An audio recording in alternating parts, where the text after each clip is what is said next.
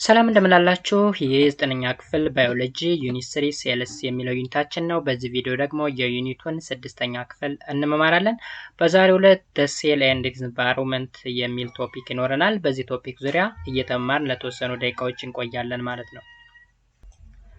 እንግዲህ ከዚህ ቀደም ስለ ሴል ዲፊኒሽን አይተናል፣ ስለ ሴል ስትራክቸር ኤንድ ፋንክሽን አይተናል፣ ታይፕስ ኦፍ ሴል አይተናል። የተለያዩ ወደ 5 የሚደርሱ ፓርቶችን ለዚህ ዩኒት ሰርተናል። ዛሬ ስድስተኛው ክፍል ላይ ነው የምንገኘው ማለት ነው። መጀመሪያ ሴል ሜምብሬን የሚላለን ወይም ፕላዝማ ሜምብሬን ይባላል በሌላ ስሙ። as previously mentioned the cell membrane is selectively or semi permeable structure that controls what enters and leaves the cell. ሴል ሜምብሬን የምንለው ለአኒማል ሴል ኤክስተርናል ፓርት ኦፍ the cell ነው። ለፕላንት ደግሞ ከሆነ ሁለተኛው ነው። ያ ማለት ውጭ ላይ ሴሉ ይላል። ሴሉ ፉሊ ወይም ፍሪሊ ፐርሜብል ነው። ሙሉ በሙሉ ማንኛውም ነገር የሚያሳልፍ ነው ሴል ዌል የምንለው። ነገር ግን ሴል ሜምብሬን ወይም ፕላዝማ ሜምብሬን ሰሌክቲቭ ወይም ሰሚ ፐርሜብል ነው። ኢምፖርታንት የሆኑ ነገሮችን ነው እንዲወጡና እንዲገቡ የሚቆጣጠረው እንጂ ማንኛውም ነገር እንዲወጣ ማንኛውም ነገር እንዲገባ አይፈቅድም ማለት ነው። እዚህ ጋር አቴንሽን የሚል ነገር አለ። እዚህ አቴንሽን የምትለው ላይ የተቀመጠችው ማስታወሻ እጅግ በጣም አሪፍ ማስታወሻ ነች። ኦኬ ልክ ሴል ሜምብሬን ምን እንደሆነ በደንብ የምታስረዳ thinking of the plasma membrane as your skull guard who is always standing at the entrance of the skull gate and control who and what enters and leaves the skull which is a good way of remembering the cell membrane's function ይላል። እንግዲህ የትምህርት ቤታችሁን ዘበኛ ወይም ጥበቃ አስቡት። እሱ ሰውዬ ምን እንደሚሰራው ማን እንደሚገባና ማን እንደሚወጣ ይቆጣጠራል። ለምሳሌ ወደ ትምህርት ቤት ስትገቡ መታወቂያ ሳይታችሁ ነው አይደል የምትገቡት? መታወቂያ የሌለው ወይም የትምህርት ቤቱ አካል ያልሆነ ሰው ሊገባ አይችልም። ስለዚህ ትምህርት ቤት ውስጥ ማንም እንደፈለገ መግባት መውጣት አይችልም። ዘበኛው ማን መግባት እንዳለበትና ማን መውጣት እንዳለበት ይቆጣጠራል ማለት ነው። ኢቭን ተማሪ ካረፈደ ራሱ መግባት አይችልም። ገብቶም ካልተደወለ በስተቀር ከግቢ መውጣት አይቻልም ማለት ነው። ልክ እንደዛ ሁላ ሴል ሜምብሬን ወይም ፕላዝማ ሜምብሬን ማን መግባት እንዳለበትና ማን መውጣት እንዳለበት ኮንትሮል የሚያደርግ ነው ማለት ነው። በዚህ መንገድ አንደርስታንድ እንድታደርጉ ትፈልጋለሁ። ኦኬ እዚህ ጋር ሴልስ ኔድ ፉድ ማቴሪያልስ ቱ ጌት ኢነርጂ ኦር ቱ ቢልድ አፕ ኢትስ ሴል ስትራክቸር። እንግዲህ ሴል ምን ያስፈልገዋል? ኢነርጂ ያስፈልገዋል። ለምን ካል ስትራክቸሩን ቢውልድ ለማድረግ ማለት ነው። Cells also need salts and water which plays a part in the chemical reactions in the cell. Cells also need to remove unnecessary substances such as carbon dioxide. እንግዲህ ሴል የሚያስፈልገውን ነገሮች ጠቅሶልናል። ሳልት ያስፈልጋል፣ ዋተር ያስፈልጋል because የኬሚካል ሪያክሽን ፓርት ስለሆኑ ማለት ነው። ከዛ በተጨማሪ አነሰሳሪ የሆኑ ሰብስታንሶችን ላይክ እንደ ካርበን ዳይኦክሳይድ ያሉ ነገሮችን ደግሞ ማስወገድ ይፈልጋል። ስለዚህ የሚወጣ ፓርት አለ፣ የሚገባ ፓርት አለ ማለት ነው። ሶ ሴል ሜምብሬን ይሄን ነገር ምን ያደርጋል ማለት ነው? ይቆጣጠራል። ኦኬ the structure of the cell known as cell membrane is a semi-permeable. It controls the entering of necessary substances and removal of unnecessary one. እዚህ ጋር የተዘረዘሩ necessary አሉ እንደ ሳልትና ዋተር፣ unnecessary ደግሞ ካርበን ዳይኦክሳይድ አለ። ስለዚህ የሚወጣውን ያስወጣል፣ የሚገባውን ያስገባል። ማን ሰሚ ፐርሜብል የሆነው ሴል ሜምብሬን ማለት ነው። Materials can pass through the cell membrane entering passively by diffusion and osmosis or actively by active transport. እዚህ ጋር ማቴሪያል እንግዲህ የሚገባው የሚወጣው አይዘር በፓሲቭ ወይ ሊሆን ይችላል ኦር በአክቲቭ ወይ ሊሆን ይችላል ማለት ነው። በአክቲቭ አክቲቭሊ ከሆነ አክቲቭ ትራንስፖርት፣ በፓሲቭ ከሆነ ደግሞ ፓሲቭ ትራንስፖርት ይባላል። ወይም ዲፊውዥን እና ኦስሞሲስ የሚባሉ ነገሮች አሉ ማለት ነው። ስለዚህ ዲፊውዥን ምንድነው? ኦስሞሲስ ምንድነው? ፓሲቭ ትራንስፖርት፣ አክቲቭ ትራንስፖርት ምንድነው? የሚሉ ተርሞችን እናውቃለን ማለት ነው ወደፊት። ኦኬ ሶ የመጀመሪያው ፓሲቭ ትራንስፖርት የሚላል ምን ማለት ነው? ፓሲቭ ትራንስፖርት a passive transport is the movement of substance down concentration gradient. This movement is from an area of high concentration to an area of low concentration on without the need for the input of energy. look passive transport ማለት the movement of substance from high concentration to low concentration without the need of energy አሁን ተመልከቱ የሆነ ነገር ሙቭ የሚያደርገው ብዙ ጊዜ ከከፍተኛ ክምችት ወደ ዝቅተኛ ክምችት ነው እንበልና ለምሳሌ ሽቶ ለምሳሌ ልክ ስትረጩት እንዳለ ቤቱ ለምሳሌ ቤት ውስጥ ብትረጩ ቤቱ ላይ ይሸታል የሽቶውን ሽታ ማለት ነው ለምንድነው ካል የሽቶ መያዣው ቃል ከፍተኛ የሆነ የሽቶ ክምችት አለ ኢንቫይሮንመንቱ ላይ ደግሞ የለም ስለዚህ ከሽቶ ቃው ከከፍተኛ ክምችት ወደ ሌለበት ነው ይወጣው ማለት ነው ውሃንም ብንወስድ ከፍተኛ ክምችት ካለበት ወደ ሌለበት ሙቭ ያደርጋል ግን ይህን ሲያደርግ ምን አይጠቀም ኢነርጂ የማይጠቀም ከሆነ ነው ፓሲቭ ምንለው ትራንስፖርተር ማለት ነው ፓሲቭ ምንለው እዚህ ጋር ቴንሽን አለን You can think a passive and active transport like rolling a ball on a hill. Imagine that. The hill is made of molecules. The lower part of the hill has few molecules, while the upper part of the hill has a lot of stacked molecules. If you want to roll a ball down a hill, or let a molecule flow from where they are peeled up to where they are not, you do not have to use any energy. If you want to roll the ball uphill or push a molecule from where they are in the low concentration to where they are high concentration ምናምን የሚል ነገር አለ እዚህ ጋር ምንድነው ለምሳሌ የሆነን ኳስ ወደ ላይና ወደ ታች ማንቀሳቀስ ብንፈልግ ከላይ ወደ ታች ለማንቀሳቀስ ኤነርጂ ያስፈልገን ጀስት ወደ ታች ይሄድልናል ዝም ብሎ ያለ ምንም ኤነርጂ ማለት ነው ወደ ላይ ለማንቀሳቀስ ኳሱ ኤነርጂ ያስፈልጋል ፑሽ ማድረግ መቻል አለብን ነው ኦኬ ስለዚህ በዛው አንደርስታንድ አድርጉት ባጭሩ እዚህ ላይ ትራንስፖርት ላይ ኤነርጂ መጠቀም አለመጠቀም ላይ ሃይ ኮንሰንትሬሽን ወደ ሎው ኮንሰንትሬሽን የመሄድ አለመሄድ ጉዳይ ጋር የተገናኘ ነው ኦኬ ስለዚህ the movement of substance from an area of high concentration to an area of low concentration without the need of energy ከሆነ passive transport ነው ብላችሁ መመለስ ትችላላችሁ ማለት ነው then next ምናያት word diffusion ነች diffusion ምንድነው This is the movement of molecule from a region of high concentration to a region of low concentration down the concentration gradient Diffusion is a passive transport of molecule. The molecules need only spread themselves or diffuse across the membrane. Look, diffusion ምንድነው? passive transport ነው። passive ነው ያልንበት ምንድነው? ከሃይ ኮንሰንትሬሽን ወደ ሎው ኮንሰንትሬሽን ነው ሙቭ የሚያደርገው። ስለዚህ ከሃይ ወደ ሎው ከሆነ ደግሞ ኢነርጂ ያስፈልገው። ሶ ፓሲቭንም በዚህ ነው ዲፋይን ያደርግነው። አሁን the movement of molecule ነው ያልን diffusion ኦስሞሲስ ላይ ስንመጣ ለየት ይላል የተወሰነ እዚህ ጋር ሞለኪውል ነው ያለ The diffusion of gases and solids is important for any activity of the cell. For example, oxygen is important for respiration and get into the cell by diffusion. አሁን ተመልከቱ ሞለኪውል ስንል ማን ይዛል ጋዞችን ላይክ እንደ ኦክሲጅን አይነት ነገሮችን አሁን ኦክሲጅን ወደ ሴሉ የሚገባው በዲፊውዥን ነው እንዴት ካል ኦክሲጅን እንግዲህ በስትንፋስ ወይም በመተነፈስበት ጊዜ ወደ ውስጥ ይገባል ስለዚህ ውጭ ላይ ሃይ ኮንሰንትሬሽን ኦፍ ኦክሲጅን አለ ከሰውነታችን ውጭ ዜን ወደ ሎ ኮንሰንትሬሽን ወደ ውስጥ ወደ ሰውነታችን እናስገባውና ሴል ውስጥ ደግሞ ምንም ከሌለ ካለበት ወደ ሌለበት እየገባ ነው ማለት ነው ስለዚህ from high concentration or from area of high concentration to area of low concentration move የሚያደርግ ከሆነ የሆነ ሞለኪውል diffusion እንለዋለን ማለት ነው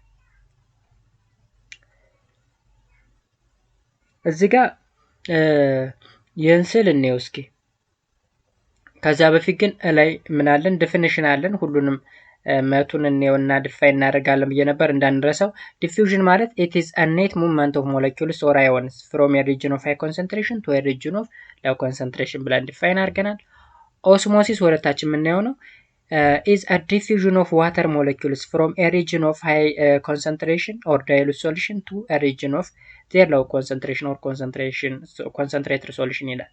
እንግዲህ osmosis is a special type of diffusion። ልዩነቱ ኦስሞሲስ ዋተርን ብቻ ነው የሚይዘው፣ ዋተር ሞለኪውልን ብቻ። ዲፊውዥን ግን ኤኒ ሞለኪውል ዋተርንም ጨምሮ ሌሎችንም ይይዛል ማለት ነው። ልዩነቱ እሱ ነው። አክቲቭ ትራንስፖርት ምን ማለት ነው? is the movement of ions or molecules across the cell membrane against the concentration gradient using energy። አክቲቭ ትራንስፖርት እና ፓሲቭ ትራንስፖርት ልዩነቱ ፓሲቭ ትራንስፖርት ላይ ኢነርጂ አንጠቀም፣ አክቲቭ ላይ ግን ኢነርጂ እንጠቀማለን። ለምንድን ነው ኢነርጂ የምንጠቀመው ስንል from low concentration to higher concentration የሆነ ነገር ሙቭ ለማድረግ ኢነርጂ ስለሚያስፈልግ ማለት ነው። እንመለስ ወደታች። ይህን ስል ተመልከቱት። diffusion through a semi permeable ሜምብሬን ኦፍ ሴል። አሁን እዩ እዚህ ጋር ሊፒድ ላየር ፕላዝማ ሜምብሬን የሚል ነገር አለ። እዚህ ጋር ደግሞ ኤክስትራ ሴሉላር ፍሉድ የሚል አለ። እዚህ ላይ ሳይቶፕላዝም የሚል ነገር አለ። አሁን ውጭ ላይ የምታዩት ነገር ኤክስትራ ሴሉላር ፍሉድ የሚለው ውጭ ላይ ያለውን ኮንሰንትሬሽን ይዩት። ከፍተኛ የሆነ ክምችት አለ ውጭ ላይ። ውስጥ ላይ ግን ምንም የለም። እዚህ ላይ ለምሳሌ ባዶ ነበር መጀመሪያ። ከዛ ስሩ ታይሙን ይዩት። ታይሙ ወደዚህ እየጨመረ ነው የሚሄደው። ስለዚህ መጀመሪያ ላይ ምንም አልነበረም። ከዛ ቆይቶ 3 ሞለኪውሎች ይታያቸዋል። በዚህ በኩል አልፈው ከዚህ ወደ ፕላዝማ ገቡ። ከዛ ቆይቶ ይህን ያክል የውጭኛውና የውስጠኛው እኩል እስኪሆን ድረስ ማለት ነው። እኩል ከሆነ በኋላ ሙቭመንቱ ያቆማል ማለት ነው። ስለዚህ ላይኛው ላይ ሃየር ኮንሰንትሬሽን አለ፣ ከፍተኛ ክምችት። ስለዚህ ከፍተኛ ክምችት ካለበት ኤሪያ ወደ ምንም ክምችት ወደሌለበት ወይም ዝቅተኛ ክምችት ወዳለበት ኤሪያ ሙቭ ማድረግ ነው ዲፊውዥን የምንለው። ስለዚህ ዲፊውዥን the movement of molecule from higher concentration to lower concentration ነው ማለት ነው። እዚህ ጋርም አለልኝ ለምሳሌ ይሄን ስዕል ይዩት። diffusion of molecule። አሁን እዚህ ጋር if you drop a colored ink is dropped into a beaker of water ይላል። ለምሳሌ የሆነ ኢንክ ድሮፕ አረግን ቤከር ላይ፣ ቤከሩ ውሃን ያዘው። then its molecule dissolve። አሁን እዚህ ላይ ዲዞልቭ መሆን ጀመረ ማለት ነው። and diffuse ሆነ። ከዛ መጨረሻ ላይ ሙሉ በሙሉ ተቀላቀለ ማለት ነው። ከለሩም ተቀየረ። eventually diffusion results in an even distribution of ink molecules throughout the water ይላል። ዜን ዋተሩ ላይ ምንም አይነት ኢንክ አልነበረም መጀመሪያ። ስለዚህ ሎ ኮንሰንትሬሽን ነበር የነበረው ወይም የኢንክ ዝቅተኛ ክምችት ነበር። በኋላ ግን ስናደርግበት ኢንክ ካለበት ወደ ሌለበት ጨመርንበት እንደማለት ነው። ባጭሩ ጠቅላላ ስናደርገው የሆነ ነገር አስፈልጎ ከፍተኛ ክምችት ካለበት ወደ ዝቅተኛ ክምችቱ ትራንስፈር እንዲሆን ማድረግ ነው ዲፊውዥን የምንለው። ኦስሞሲስ የሚባለው ነገር ግን ዲፊውዥን ሆኖ ግን ዋተርን ብቻ ነው፣ ሌሎች ሞለኪውሎችን አያጠቃልልም ማለት ነው። ኦኬ ፋክተርስ ኢንፍሉዌንሲንግ ዘ ሬት ኦፍ ዲፊውዥን። ዲፊውዥን አፌክት ሊያደርጉ የሚችሉ ነገሮች ምንድን ናቸው? አንደኛ ኮንሰንትሬሽን ግራዲየንት፣ ሁለተኛ ቴምፕሬቸር፣ ሶስተኛ ማስ ኦፍ ዘ ሞለኪውል፣ ሶስተኛ ዲስታንስ ትራቨልድ፣ አራተኛ ሰርፌስ ኤሪያ ይለኛል። ስለዚህ የመጀመሪያው ኮንሰንትሬሽን ግራዲየንት እንዴት ነው አፌክት የሚያደርገው? the higher the difference in the concentration of the substance on either sides of the membrane, the faster it will tend to diffuse from high concentration to the lower.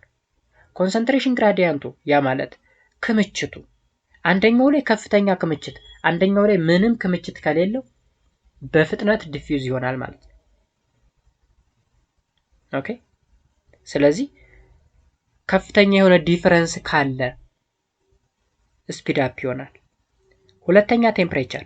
increase in temperature causes increase in the kinetic energy of the molecule and ions passes enabling them to move faster. ቴምፕሬቸሩ ደግሞ ኢንክሪዝ ካደረገ ሙቭመንቱን ወይም ስፒዱን የሞለኪውሉን ሙቭመንት ወይም kinetic ኤነርጂውን ኢንክሪዝ ስለሚያደርገው በፍጥነት ዲፊውዝ ይሆናል ማለት ነው። ስለዚህ ቴምፕሬቸር ምን ያደርጋል? አፌክት ያደርጋል። mass of the molecule። ሶስተኛ a heavier molecules move more slowly, therefore they diffuse more slowly while lighter molecules diffuse faster. ክብደቱን ደግሞ ስናይ ከበድ ያለው ዝቅተኛ የሆነ ስፒድ ይኖረዋል። ቀላሉ ደግሞ ፈጣን ስፒድ ወይም ፍጥነት ይኖረውና ቶሎ ዲፊውዝ ያደርጋል ማለት ነው። ኔክስት ዲስታንስ ትራቨልድ ወይም የሚጓዘው ርቀት። the farther the distance that a substance must travel the slower the diffusion rate። የሚጓዝበት ርቀት ሩቅ ከሆነ ቶሎ ዲፊውዝ አይሆንም፣ እንደውም ዲፊውዝ ሬቱ ይቀንሳል ማለት ነው። ለምሳሌ እንበልና ቀደም ሽቶን ለምሳሌ ነገርኳችሁ። የሆነ ሽቶ ቢነፋ ቤት አካባቢ ላይ ወይም እዛው አካባቢ ላይ ቶሎ ብሎ ዲፊውዝ ነው ቶሎ ሽታው ይመጣል። ነገር ግን ከቤቱ ውጭ ርቀቱ በራቀ ቁጥር ዲፊውዝ የመሆን አቅሙ እየቀነሰ ይመጣል ማለት ነው። ስለዚህ ዲስታንስ ትራቨል also affect the rate of diffusion። next surface area ነው። the greater the surface area the faster the total diffusion is። ሰፊ ከሆነ ዲፊውዝ የሚደረግበት ኤሪያ ሰፊ ከሆነ ፋስተር ነው ማለት ነው ሞመንቱ። cells that are involved in rapid absorption such as those in the kidney or the intestine often have their free surface membrane formed into hundreds of tiny projections called microvilli which increase the absorbing surface። በአጭሩ ሰርፌስ ኤሪያው ሰፊ ከሆነ ምን ይሆናል? ዲፊውዝ የማድረግ አቅሙ ፈጣን ይሆናል ወይም ቶሎ ቶሎ ዲፊውዝ መሆን ይችላል ማለት ነው በቀላሉ። እንደውም እዚህ ላይ ኪድኒ እና ኢንተስታይን ላይ ማይክሮቪሊ የሚባሉ ፕሮጀክሽኖች አሉ። ለዲፊውዥን ወይም ነገሮችን አብዞርብ ለማድረግ ወይም አብዞርቤሽኑን ኢንክሪዝ የሚያደርጉ ነገሮች ናቸው ይለናል ማለት ነው። ለምሳሌ እዚህ ላይ ማይክሮቪሊ ኦን ዘ ሰርፌስ ኦፍ ስሞል ኢንተስታይን፣ እነዚህ ናቸው ማይክሮቪሊ የሚባሉት። ማይክሮቪሊ ሴል ኢንክሪዝ ዘር ሰርፌስ ኤሪያ by enfolding of the membrane like the microvilli። ልክ እነዚህ ነገሮች ሰርፌስ ኤሪያውን ኢንክሪዝ በማድረግ ምን ያደርጋሉ ማለት ነው? ዲፊውዥን ሬቱን ኢንክሪዝ እንዲሆን የሚያደርጉ ነገሮች ናቸው ማለት ነው። ኦኬ ሌላኛው ኦስሞሲስ ነው። ኦስሞሲስን ሃይላይት ቅድም አይተነዋል ምን ማለት እንደሆነ። ኦስሞሲስ ስፔሻል ኬዝ ኦፍ ዲፊውዥን ኦር ስፔሻል ታይፕ ኦፍ ዲፊውዥን like other substance water can also move passively through a cell membrane። እንግዲህ ኦስሞሲስ ስንል the movement of water from higher concentration to lower concentration። ዲፊውዥን ስንል ግን any molecule including water ውሃንም ጨምሮ። ልዩነቱ ኦስሞሲስ ከሆነ ውሃ ብቻ ነው፣ ዲፊውዥን ከሆነ ውሃና ሌሎችንም ይጨምራል። it moves from a region of high concentration of water molecule look water molecule ነው የሚለው lower solid concentration to a region of low concentration of water molecule higher solid concentration። እዚህ ላይ ግራ እንዳትጋቡ። ኦኬ low concentration ብሎ high solute እና high concentration ብሎ lower solute። solute ማለት ነው ሟሚ ማለት ነው። ዋተሩ አሟሚ ነው፣ ሶሊት ደግሞ የሚሟሟ አካል አለ። ስለዚህ የምትሟሟ ትንሽዬ ከሆነች ምንድን ነው የምንለው? ሃይ ኮንሰንትሬሽን እንላለን። የሚሟሟው ደግሞ ብዙ ከሆነ ሎው ኮንሰንትሬሽን ነው እንላለን ማለት ነው። ኦኬ ስለዚህ በሱ ወይ አንደርስታንድ ታደርጉታላችሁ። ለምሳሌ ምንም በላይ ጨውና ውሃን ጨው ላይ ለምሳሌ አሁን ጨው ከበዛ ያ ማለት ሶሊቱ ከበዛ እንደማለት ነው።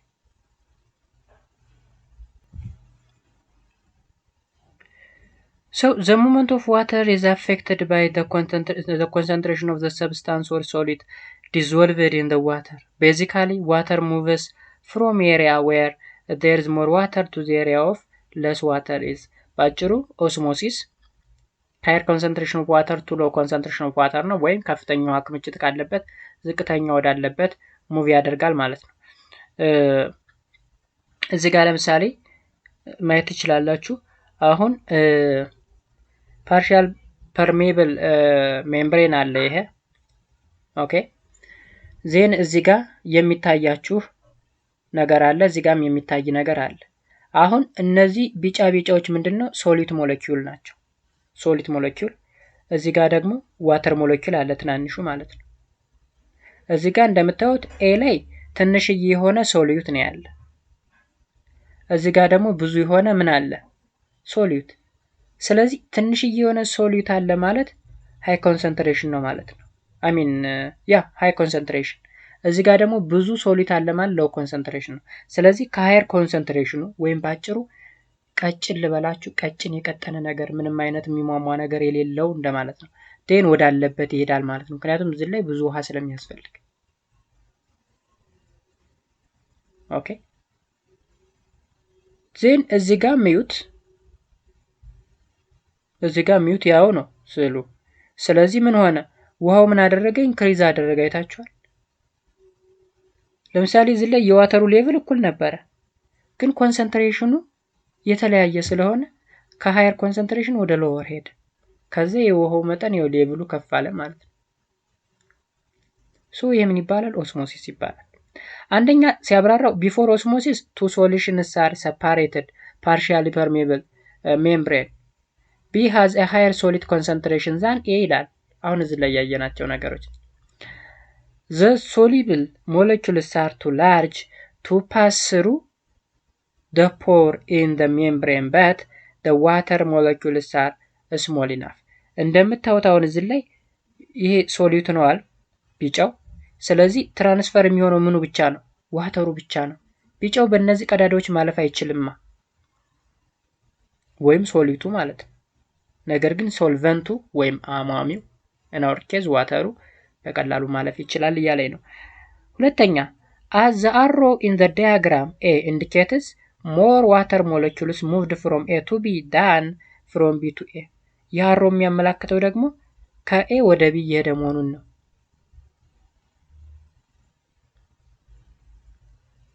So the net movement has been formed from A to B, raising the level of the solution in B and lowering in A።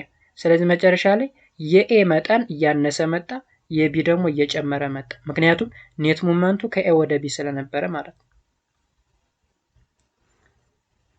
The movement of water into and out of the cell depends on the type of the solution found in the cell surrounding or environment found outside the cell። እንግዲህ ሙቭመንቱ ዲፔንድ የሚሆነው በምንድን ነው? በታይፕ ኦፍ ሶሉሽኑ ዲፔንድ ይሆናል። When a cell is in a hypertonic solution, water moves out of the cell, causing the cell to be shrink or plasmolized። አሁን እዚህ ጋር ሃይፐርቶኒክ ምንድነው? እዚህ ላይ የተዘረዘሩ ነገሮች አሉ። አይዞቶኒክ ምንድነው? ሃይፐርቶኒክ፣ ሃይፖቶኒክ ምናምን የሚባሉ የሶሉሽን አይነቶች አሉ። እዚህ ጋር ሃይፐርቶኒክ ሶሉሽን ከሆነ ዋተር ሙቭስ አውት ኦፍ ደ ሴል፣ ከሴሉ ይወጣል ወደ ውጭ። ከዛ ሴሉ ምን ይሆናል? ሽሪንክ ይሆናል ወይም ይጨማደዳል ማለት ነው። ወይም ሳይዙ ይቀንሳል ማለት ነው። ወይም ሽሪንክ ማለት ባጭሩ ፕላስሞላይዝድ ይሆናል። ኢን አን አይሶቶኒክ ሶሉሽን ዋተር ዲፊውዝ ኢንቱ ኤንድ አውት ኦፍ ደ ሴል አት ደ ሴም ሬት ዊዝ ኖ ቼንጅ ኢን ደ ሴል ሳይዝ። አይዞቶኒክ ከሆነ ደግሞ ምን ይሆናል? ዲፊውዝ ኢን ኤንድ አውት ኦፍ ደ ሴል፣ በተመሳሳይ ሬት ይወጣልም ይገባልም አይሶቶኒክ ከሆነ። ሃይፖቶኒክ ሲሆንስ? ኢን ሃይፖቶኒክ ሶሉሽን ዋተር ሙቭስ ኢንቱ ደ ሴል ኤንድ pressure are applied to the plasma membrane causing turgidity of the cell። አይታችኋል። ሃይፖቶኒክ ከሆነ ደግሞ ዋተር ሙቭስ ኢንቱ ዘ ሴል፣ ወደ ሴሉ ይገባና ዴን መጨረሻ ላይ ምን ይሆናል? ተርጅድ ይሆናል ሴሉ፣ ወይም እንትን ይላል ይፈነዳል ማለት ነው። The strong cell wall of the plant cell can resist this pressure to keep the cell from rupturing. This is not the case for animal cells as animal cells lack of cell wall። ፕላንት ላይ ስንመጣ ሴል ዌል የሚባል ነገር ስላለው ከተርጂዲቲ ወይም ከራፕቸሪንግ ፕሮሰስ ይጠብቀዋል። ምክንያቱም ስትሮንግ ነው፣ ሴሉን ሳፖርት ያደርጋል፣ ፕሮቴክት ያደርጋል፣ እንዳይፈነዳ ያደርገዋል። አኒማል ላይ ስንመጣ ግን ሴል ዌል የሚባል ነገር ስለሌለ ለዛ የተጋለጠ ነው ማለት ነው። ሶ ሃይፐርቶኒክ ሶሉሽን፣ አይዞቶኒክ፣ ሃይፖቶኒክ ምንድን ነው? ሃይፐርቶኒክ ሶሉሽን a solution with a high concentration of solid and low concentration of water። በአጭሩ ምን ማለት ነው? ከፍተኛ የሆነ የሶሊድ ክምችት እና ዝቅተኛ የሆነ የውሃ ክምችት ያለበት፣ በአጭሩ ምን የሆነ ቪስካስ የሆነ ወይም ወፍራም የሆነ ማለት ነው። ሶሊቱ ወይም ሟሚው ከፍተኛ የሆነ የውሃ መጠኑ ደግሞ ዝቅተኛ የሆነ ማለት ነው። ኦኬ ስለዚህ ሞር ስናብራራው አሁን ሃይፐርቶኒክ ወፍራም ነው ካል ወይም ከፍተኛ የሆነ ሟሚ ካለበት ማን ሃይፐርቶኒክ። ስለዚህ ሃይፐርቶኒክ ከሆነ ዋተር ሙቭስ out of the cell causing the cell shrink ይሆናል ማለት ነው። ስለዚህ ከፍተኛ የሆነ የሶሊዩት ወይም high concentration of solute ስለሚኖረው ከሴሉ ምን ይላል ይወጣል ማለት ነው። በዚህ ጊዜ ሽሪንክ ያደርጋል። ሃይፖቶኒክ ማለት የዚህ ተቃራኒ ነው የሚሆነው a solution with low concentration of solute and high concentration of water ከፍተኛ የሆነ ውሃ ክምችት ዝቅተኛ የሆነ ሶሊዩት ያለው። ስለዚህ በሃይፖቶኒክ ጊዜ ምን ይሆናል ብለናል? the water moves into the cell ወደ ሴሉ ይገባል። ምን ማለት ነው እዚህ ጋር ሃይ ኮንሰንትሬሽን ኦፍ ዋተር አለ። ኮንሰንትሬሽኑ ከፍተኛ ነው። ስለዚህ ወደ ምን ይገባል? ወደ ሴሉ ላይ ዝቅተኛ ስለሚሆን ማለት ነው። ስለዚህ በዚህ ጊዜ ምን ይሆናል? ይሰበራል ወይም ተርጅድ ይሆናል ማለት ነው። ሶስተኛው ላይ አይዞቶኒክ ስንመጣ ግን ሁለቱም ተመሳሳይ ነው። when the cell and its environment have equal solidity and water አሁን ከውጭም ከውስጥም ያለው ባላንስ ነው ማለት ነው። ይወጣልም ይገባል። ስለዚህ ሴሉም ሽሪንክም አያደርግም ተርጅድም አይሆንም፣ ባላንስ ነው። ስለዚህ አንድ ሴል ኖርማል የሆነ ስራ እየሰራ ነው የምንለው አይዞቶኒክ ሶሉሽን ላይ ሲሆን ነው ማለት ነው። ነገር ግን ሃይፐርቶኒክ እና ሃይፖቶኒክ ላይ ከሆነ ችግር ይፈጠራል፣ ሽሪንክ ያደርጋል ወይም ደግሞ ራፕቸር ያደርጋል ማለት ነው። ሶ ይችን ነገር አንደርስታንድ ታደርጉልኝ እፈልጋለሁ። ማንን ሃይፐርቶኒክ ሶሉሽን ምንድነው? አይዞቶኒክ ምንድነው? ሃይፐርቶኒክ ምንድነው? በእያንዳንዱ ሶሉሽን ጊዜ ከየት ወዴት ሙቭ ይደረጋል ወይም ዋተር ከየት ወዴት ዲፊውዝ ይሆናል የሚለውንም እግረ መንገዳችሁን መያዝ ይኖርባችኋል ማለት ነው። ሌላው ኦስሞሲስ ኢን ፕላንት ሴል። Osmosis in plant is very important to bring strength and rigidity to the plant cell. If plant cell is surrounded by water or a solution more dilute than its content, ያ ማለት ሃይፖቶኒክ ከሆነ አሁን ዳይሉት እና ኮንሰንትሬሽን የሚለውን ነገር እንዴት አድርጋችሁ ተረድታላችሁ መሰላችሁ? ኮንሰንትሬትድ ከሆነ ወፍራም ማለት ነው። ዳይሉት ከሆነ ደግሞ ቀጭን ማለት ነው። ስለዚህ በዚህ ኬዝ ምን ይባላል? ሃይፖቶኒክ ይባላል። ሃይፖቶኒክ solution.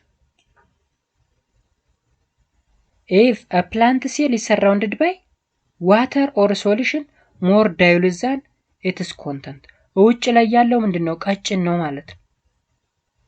Water will pass into the vacuole of the plant. ዜን ምን ያደርጋል? ዋተር ወደ ውስጥ ይገባል ማለት ነው። ውጭ ላይ ቀጭን ስለሆነ ውስጥ ወፍራም ስለሆነ ውሃ ይገባል። The vacuole will expand and press outward of the cytoplasm and the cell wall. Then the rigid cell will expand and exert a pressure back,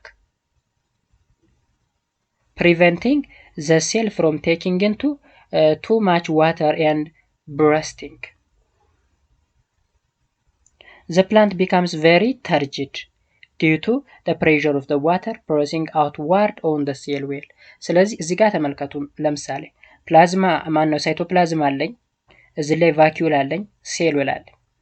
ስለዚህ ኤ ላይ ምን እንደሚያመለክተው ሴል placed in a dilute solution or water absorbs water by osmosis and become turgid. አሁን እንደምታዩት ይሄ ቀስቱ ከውጭ ወደ ውስጥ እየገባ ነው። ከዛ ቫኪዩሉ ምን ሆነ? እየሰፋ እየተለቀ መጣ። ዜን ሲተልቅ ምኑን ገፋው? ሳይቶፕላዝሙን እየገፋው መጣ ማለት ነው። ይሄ በውሃ እየተሞላ ሲመጣ ዜን ቢ ላይ ምን ይለኛል? ሴል placed in a concentration solution loses water by osmosis and become flaccid ይላል። ይሄኛው ኖርማሊ ሴሉ ነው። ከዛ ሲገባ ያሳየናል፣ እዚህ ጋር ደግሞ ሲወጣ ያሳየናል። ሞር ዋተር ከወጣ በኋላ ያ ማለት ውስጥ ላይ ዳይሉት አለ፣ ከዛ ወደ ውጭ ከወጣ በኋላ ምን ሆነ መጨረሻ የምታዩት ነው የኛው ሽሪንክ እያደረገ መጣ አይደል እዚህ ላይ እንደምታዩት ሽሪንክ ሆነ ሲ ላይ ግን ኤክሰሲቭ የሆነ ዋተር ሉዝ ነው የተካሄደበት ከፍተኛ የሆነ ዋተር ሉዝ አድርጓል ከሴሉ ስለዚህ ምን ሆነ ፕላይሞላይዝድ ወይም ሽሪንክ አደረገ እንላለን ሰው ወደዚህኛው ስንመለስ target pressure is necessary for plants to retain their upright posture and the extended state of their leaves. In contrast, if plant cell is surrounded by water or a solution less dilute than its content or hypertonic solution, plant cells lose water and there will be no longer be any water pressure pressing outward against the cell wall. The plasma membrane shrinks, pull away from the cell and cell gets plymolized. Plymolized cell wilts and eventually die. ስለዚህ በሃይፐርቶኒክ ሶሉሽን ጊዜ plant cells lose water and there will no longer be any water pressure pressing outside against the cell wall ይለኛል ማለት ነው። And the plasma membrane shrinks, pull away from the cell and cell gets ፕላዝሞላይዝድ ባጭሩ እዚህ ላይ ከምታዩት ስዕል የተለየ ነገር የለውም ወይም እላይ ከነገርኳችሁ እዚህ ላይ ምን ሊሆን እንደሚችል ማለት ነው የምትረዷት ነገር ሃይፐርቶኒክ ሶሉሽን ምንድነው ሃይፖቶኒክ ሶሉሽን ምንድነው አይዞቶኒክ ምንድነው በአይዞቶኒክ ጊዜ ችግር የለውም ኖርማል ነው ሁሉ ነገር ይገባል ይወጣል ችግሩ ያለ ግን ሃይፖቶኒክ ሶሉሽን ላይ ምን ይፈጠራል ሃይፐርቶኒክ ሶሉሽን ላይ ምን ይፈጠራል የሚለውን ነገር በደንብ መረዳት ያስፈልጋል ማለት ነው ስለዚህ ፕላንቱ ምን ይሆናል ለምሳሌ እዚህ ላይ ሃይፐርቶኒክ ከሆነ ሶሉሽኑ ሃይፐርቶኒክ ማለት ምንድነው ብለናል መለስ ብለን ስናይ ሃይፐርቶኒክ ማለት ሃይ ኮንሰንትሬሽን ኦፍ ሶሉት እና ሎ ኮንሰንትሬሽን ኦፍ ዋተር ወይም ባጭሩ ኮንሰንትሬትድ ነው ሶሉሽኑ ከፍተኛ የሆነ ሙሙት ያለበት የሶሉሽን አይነት ነው ስለዚህ የሴል ኢንቫይሮንመንት ወይም ሴል ውስጥ ያለው ከፍተኛ የሆነ ሙሙት ካለው ከውጭ ምን ያስፈልገዋል ዋተር ያስፈልገዋል ማለት ነው ነገር ግን ሙሙቱ ኢንቫይሮንመንቱ ላይ ከሆነ ከሴሉ ውጭ ከሆነ ያለው ከሴሉ ወደ ውጭ ምን ይሄዳል ውሃ ይሄዳል ማለት ነው ስለዚህ እዚህ ጋር ለምሳሌ ሃይፐርቶኒክ ሶሉሽን ከውጭ ላይ ነው ያለብን plant cells lose water and there will no longer be any water pressure pressing outside against the cell wall ስለዚህ ከፍተኛ የሆነ ውሃ ይወጣል ማለት ነው ዜን ከወጣ በኋላ ምን ይሆናል ፕላይሞላይዝድ ይሆናል ያ ማለት ምን ይሆናል ካስወጣ በኋላ ሽሪንክ እየሆነ ነው ማለት ነው እየተጨማደደ ይመጣል ማለት ነው ወይም መጨማደዱን ምን ይለዋል ዊስትልድ ይለዋል እዚህ ላይ ለምሳሌ እንስሊ ዊልትድ ማለት ነው አሁን ይሄን ቅጠል ይዩት ልክ ራሱን ችሎ መቆም አልቻለም too much water ምን ብሏል ሉዝ አድርጓል ማለት ነው ለምሳሌ in figure 3.16 ይላል እዚህ ጋር ማለት ነው show that if the water concentration of the solution surrounding the plant cell is too high the cell swell and turgid ላይ ያለው ማለት ነው ከፍተኛ የውሃ ክምችት በአካባቢው ካለ ወደ ቅጠሉ ብዙ ውሃ ይገባና ወይም ወደ ሴሉ ወደ ፕላንቱ ሴል ይገባና እንዲያብጥ ያደርገዋል ስዌል ይሆናል ያብጣል ከዛም ይፈነዳል ማለት ነው አንድ ቢላይ ያለው ደግሞ if it is concentration water in both is the same if the solution surround the cell is too high the plant is plymolized አሁን እዚህ ጋር ቢ ላይ የሚያመላክተው ሁለቱም ተመሳሳይ ከሆነ ነው ይገባል ይወጣል ማለት ነው ኖርማል የሆነ ኮንዲሽን ላይ ይቀመጣል ነው ሲ ላይ ያለው ደግሞ ከፍተኛ የሆነ ውሃ ከምኑ የሚወጣ ከሆነ ከሴሉ ለምንድነው ከፍተኛ የሆነ ውሃ የሚወጣው ኢንቫይሮንመንቱ ላይ ያለው ሶሉሽን ኮንሰንትሬትድ ነው ያ ማለት ዝቅተኛ የውሃ ክምችት ነው ያለበት ስለዚህ ከሴሉ መውጣት አለበት ማለት ነው ወደ ውጭ ፕሬሸራይዝድ ይደረጋል እንዲወጣ በዛ ጊዜ ፕላይሞላይዝድ ይሆናል ወይም ሽሪንክ ያደርጋል ማለት ነው ወይም በሌላ ምን ይለዋል ዊልትድ ይለዋል እዚህ ላይ ለምሳሌ ከፍተኛ የሆነ ውሃ ስላስወጣ ነው የምታወጣ የጠወለገ ማለት ነው ወደ ኢንቫይሮንመንቱ ከፍተኛ የሆነ ውሃ ወጣ እዚህ ላይ ደግሞ ተርጂድ ነው ያ ማለት እንደምታዩት ራሱን ችሎ ቆሟል። ስለዚህ ውስጡ ላይ ምን አለ? ማን ነው ኢንቫይሮንመንቱ ላይ ምን አለ? ከፍተኛ የሆነ የውሃ ክምችት አለ። ስለዚህ ወደ ፕላንቱ ነው የሚገባ ማለት ነው። ደን ራሱን ችሎ እንዲቆም አድርጎታል። ግን ከፍተኛ የሆነ ውሃ የሚገባ ከሆነ ምን ሊሆን ይችላል? ሊፈነዳ ይችላል። ስዌል አድርጎ ሊፈነዳ ይችላል ማለት ነው። Without adequate water, the plant on the left has lost turgor pressure visible in its wilting. Watering the plant right will restore the turgor pressure. ስለዚህ እዚህ ላይ ውሃ አጥቷል ባጭሩ፣ ወይም turgor pressure የሚባል ነገር የለው። ስለዚህ ምን ያስፈልገዋል? ቶሎ ብሎ ውሃ ማጠጣት ያስፈልገዋል ማለት ነው። ምክንያቱም ከፕላንቱ ወደ ኢንቫይሮንመንቱ ምን አድርጓል? ውሃውን ሉዝ አድርጎታል ወይም ወጥቷል ማለት ነው። ወጥቶ ምን ሆኗል? ሽሪንክ ሆኗል። እንደምታውቁት ሽሪንክ ሆኗል። ስለዚህ ውሃ ያስፈልገዋል። ከኢንቫይሮንመንቱ ውሃ ያስፈልገዋል። ኢንቫይሮንመንት ላይ ውሃ ከሌለ ግን ከቅጠሉ ወደ ኢንቫይሮንመንቱ እየሄደ ነው ማለት ነው ውሃ። ግልጽ ነው። ስለዚህ በዚህ መንገድ ትረዳላችሁ ማለት ነው። ሌላው ኦስሞሲስ ኢን አኒማል ሴል ነው። The excessive uptake or loss of water by animal cell causes damage to the cell. The survival of an animal cell thus depends on its ability to balance water uptake and loss. አሁን ኦስሞሲስ አኒማል ሴል ላይ ስናይ ልክ እንደ ፕላንቶች አይደለም። ፕላንት ላይ ሴል ዌል የሚባለው ነገር ስላለ ኤክስተርናል ፓርት ሰፖርት አድርጎ ሊቆየው ይችላል። ዛት ማች አፌክት ሊያደርገው ይችላል። ፕላንት ላይ ማን ነው? አኒማል ላይ ግን ሴል ሜምብሬን ስለሆነ ኤክስተርናል ፓርቱ ጉዳት ይደርስበት ይችላል ማለት ተብሎ ብሎ In the case of animal, particularly vertebrates, the concentration of water in the blood is monitored by the brain and adjusted by the kidney. እንግዲህ አኒማል ስፔሻሊ ቨርተብሬት የሚባሉት አኒማል ወይም ትላልቆቹ ማለት ነው፣ ወይም ባክቦን ያላቸው እንደማለት ነው። ብለዳችን ላይ ያለው ዋተር ሞኒተር የሚያደርገው ወይም የሚቆጣጠረው ብሬናችን እና ኪድኒ ወይም ኩላሊት ነው። The regulation of water flow is by keeping the blood concentration within a narrow limit. The concentration of the tissue fluid remain more or less constant. ስለዚህ ብለድ ውስጥ ወይም ደም ውስጥ ያለው ውሃ ባላንስ መሆን መቻል አለበት ማለት ነው። ባላንስ የማይሆን ከሆነ ካነሰም ችግር ነው፣ ከበዛም ችግር ነው ማለት ነው። The animal cell should be surrounded by a fluid or blood plasma which has the same concentration of the water at the cell content. There is no net flow of water into or out of the cell. If not balanced, osmosis can cause a serious problem in animal cell. እንግዲህ አይዞቶኒክ መሆን መቻል አለበት ማለት ነው። በቀድሞ ኬስ የሚወጣና የሚገባው ባላንስ መሆን መቻል አለበት። ከዛ ውጭ ግን ሃይፐርቶኒክም ከሆነ ወይም ሃይፖቶኒክ ከሆነ ዳሜጅ ሊያስከትል ይችላል። For example, if the surrounding solution has a high concentration of water or hypotonic, እዚህ ጋር አንድ መረዳት ያለባቸው ነገር ሃይፖቶኒክ ሶሉሽን ነው፣ ሃይፐርቶኒክ ነው፣ አይዞቶኒክ ነው ስንል ከሴሉ ውጭ ያለውን ሶሉሽን ነው እሺ፣ እንጂ ሴል ውስጥ ያለውን አይደለም። ስለዚህ እዚህ ጋር በአኒማል ሴል ጊዜ ሃይፖቶኒክ ሶሉሽን ቢኖር ያ ማለት ሰራውንዲንግ ሶሉሽኑ ሃይ የሆነ ኮንሰንትሬሽን ኦፍ ዋተር ቢኖረው then than the cell water will move into the cell by osmosis. ወደ ሴሉ ምን ይሆናል? ከፍተኛ ነው ውሃ ይገባል ማለት ነው።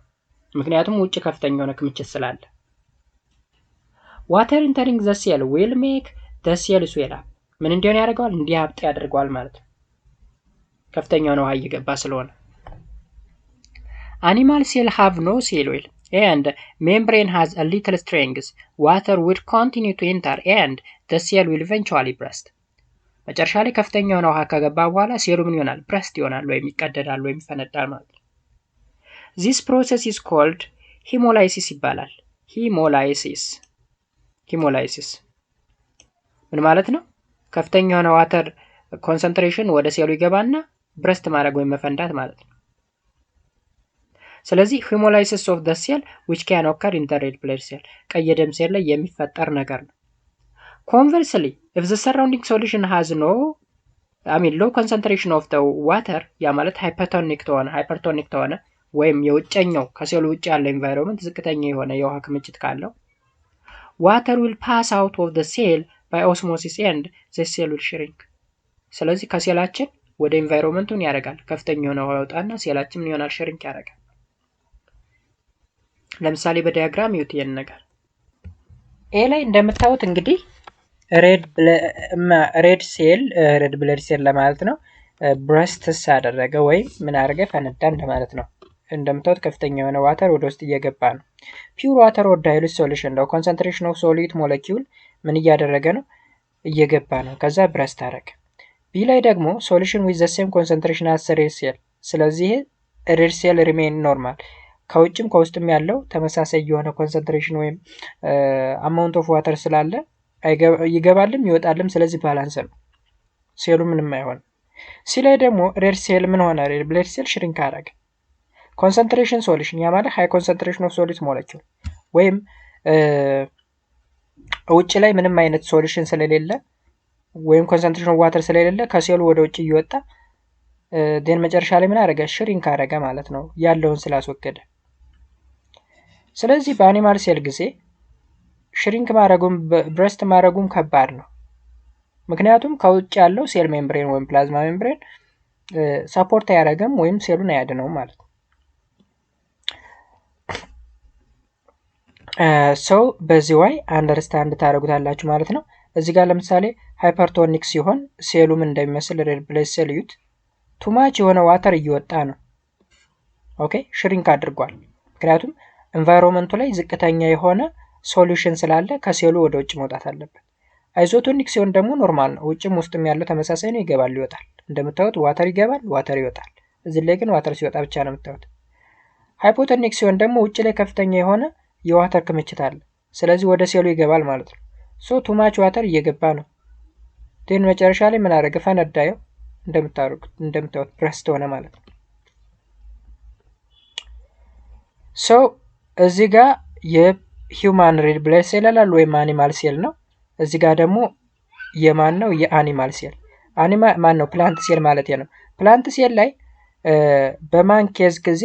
በሃይፐርቶኒክ ጊዜ ኤንቫይሮንመንቱ ላይ ምንም አይነት የዋተር ሶሉሽን ሳይኖር ሲቀር ወደ ውጭ ይወጣል። ምን ይባላል? ፕላይሞላይዝድ ይባላል። በአይሶቶኒክ ጊዜ ደግሞ ባላንስድ ነው፣ ፋላሲድ ማለት ነው። ፋላሲድ ይገባል ይወጣል፣ ባላንስ ነው። በዚህኛው በሃይፖቶኒክ ጊዜ ደግሞ ቱማች ዋተር ወደ ፕላንት ሴሉ ሲወጣ ምን ይሆናል? ያብጣል፣ ስዌል ይሆንና ይፈነዳል። ምን ይባላል? ተርጅድ ይባላል። ተርጅድ ግን እንደ አኒማል ሴል ያን ያህል አፌክት ላይሆን ይችላል የፕላንት ሴል፣ ምክንያቱም ከውጭ ላይ ሴል ዌል የሚባል ስትሮንግ የሆነ ፕሮቴክሽን ስላለው ማለት ነው። ስለዚህ በዛ መልኩ አንደርስታንድ ማድረግ ይጠበቅባቸዋል ማለት ነው። ሌላው ኦስሞሲስ ኢን አሜባ። ዩኒሴሉላር ፕሮቶዞዋን ሰች አስ አሜባ ሃቭ ኤ ኮንትራክቲክል vacuoles.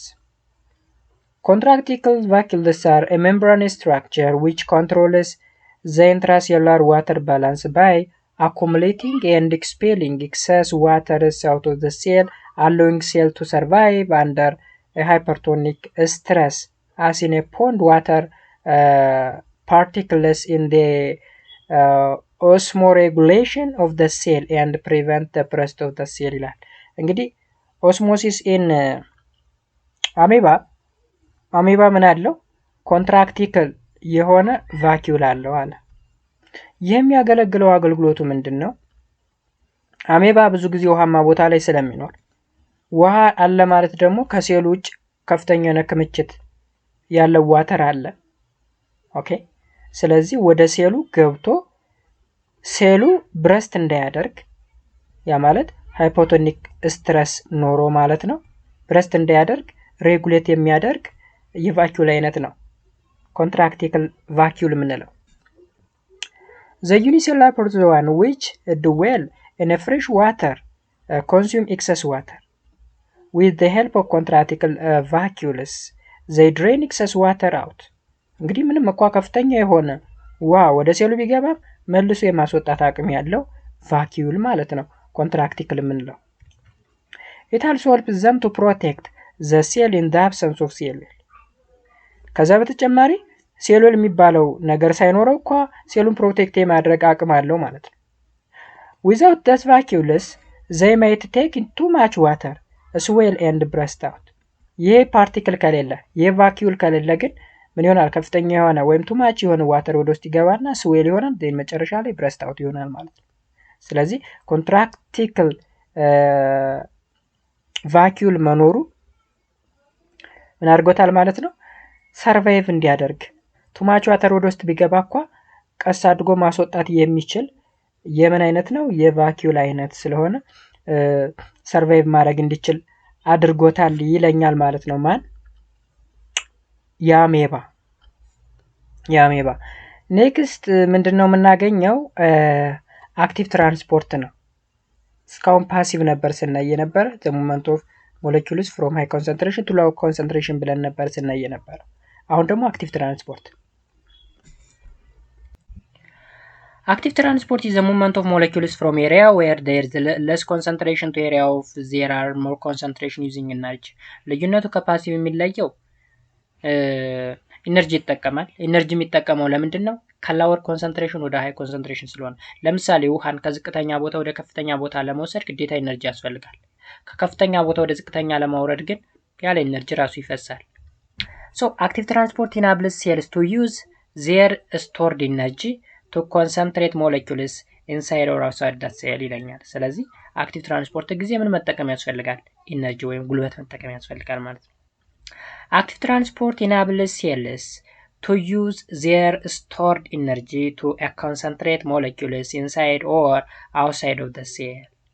እንግዲህ አክቲቭ ትራንስፖርት ምን እንደሚያገለግለው ስቶር የተደረገውን ኢነርጂ ሴል ውስጥ ስቶር የተደረገ ኢነርጂ አለ። ይሄን ኢነርጂ ወደ ስራ እንዲውል የማድረግ ስራ ይሰራል።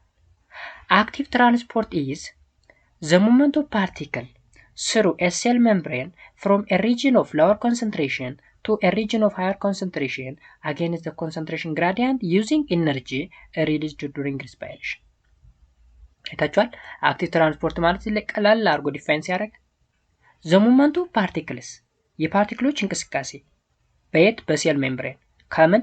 ከላወር ኮንሰንትሬሽን ወደ ሃይ ኮንሰንትሬሽን ምንም በመጠቀም ኢነርጂን በመጠቀም ይሄ ኢነርጂ ከየት የተገኘው ታል? በሪስፓይሬሽን ጊዜ የተገኘ ማለት ነው። Cell sometimes takes in substance even though there is already higher concentration inside than outside. The substance is absorbed against the concentration gradient. Less commonly, cells sometimes pump substances out, even though there is already a large concentration outside. አሁን ተመልከቱ። አንድ አሪፍ ምሳሌ ልንገራችሁ። ለምሳሌ ሴል ውስጥ ኬሚካል ሪአክሽን ይካሄዳል። ኦክሲጅን ያስፈልጋል። ኦክሲጅን ገብቷል።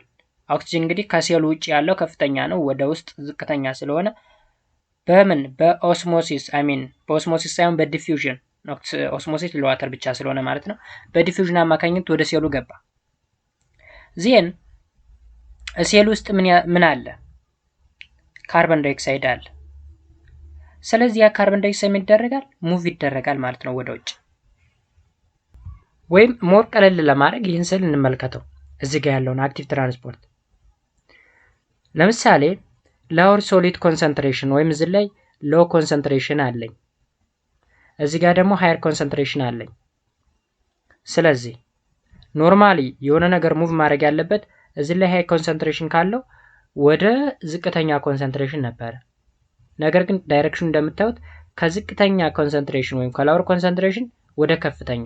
አሁን ሶሊቷ አንድ ብቻ ነች እዚህ ላይ የምታያችሁ፣ እዚህ ላይ አራት አለ፣ ግን አምስተኞችን ወደ ውስጥ እያስገባን። ይችን ወደ ውስጥ ለማስገባት ምን ያስፈልጋል? ኢነርጂ ያስፈልጋል። ይሄ ኢነርጂ ምንድነው? ኤቲፒ ይባላል። አርኖሳይን ትራይፎስፌት ነው የሚባለው። በሪስፓይሬሽን ጊዜ የሚገኝ ነው። ማይቶኮንድሪያ ላይ የሚካሄድ ነው ይሄ ነገር። ማይቶኮንድሪያ የሚባለው የሴል ክፍል ነው። ከዚህ ቀደም ስለ ሴል ፓርት ስናወራ አይተነዋል። ዜን መጨረሻ ላይ ገባች እዚህ ላይ ኦኬ፣ 5 ሆኑ ማለት ነው። ስለዚህ አሁን ይችን ወደ ውስጥ ለማስገባት እኮ ይሄኛው ብዙ ስለሆነ ወደዚህ ይገፋታል፣ ግን ወደዚህ እንዳይገፋ ኢነርጂ ተጠቀምን ማለት ነው፣ ጉልበት። በዚህ ጊዜ ጉልበት ያስፈልጋል ማለት ነው። ለምሳሌ እዚህ ጋር ምን አለኝ? አዮን አፕቴክ ባይ ሩት ሄር ኤንድ አፕቴክ ኦፍ ግሉኮስ ባይ ኤፒቴሊያል ሴል ኦፍ ቬሊ ይላል ቬሊ። ስለዚህ አዮንን ለምሳሌ አፕቴክ ለማድረግ ከሩቱ ማን ነው ከሶይል በሩቴር አማካኝነት ወደ ውስጥ እንዲገባ ለማድረግ ኢነርጂ ያስፈልጋል። ኦኬ ወደ ምኑ ለማስገባት ወደ ሴሉ በሩቴር አማካኝነት። እንዲሁ ግሉኮስን ለምሳሌ ግሉኮስ ይመረትና ስቶር ይደረጋል ኢን ዘ ፎርም ኦፍ ስታርች። በዛ ጊዜም ወደዛ ለማጠራቀም ወደዛ ለመውሰድ ኢነርጂ ያስፈልጋል ማለት ነው።